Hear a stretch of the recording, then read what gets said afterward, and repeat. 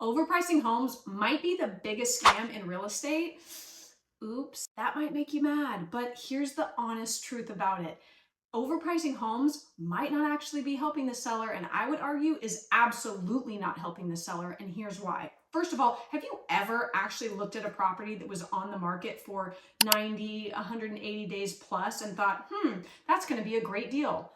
No, you haven't, and your buyer clients haven't either. So when you overprice a home, let me tell you right now, if you are a seller, maybe, just maybe, I know this feels uncomfortable, but it's possible that your agent just wants to get the listing at any cost, and then down the road, they're gonna have a price drop conversation with you. That is not a reason to hire a real estate agent just because they're telling you what you want to hear and getting the listing by any means possible.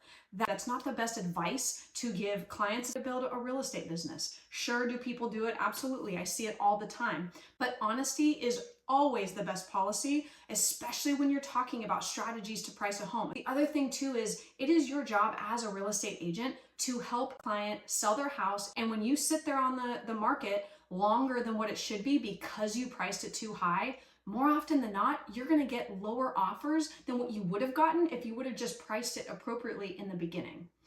Also, when you have competition from buyers that are going after this house because it's priced right, and you've got multiple buyers competing for it, way easier to negotiate a higher price than it's just one buyer, or obviously none, when you're trying to negotiate getting the best possible price for your listings.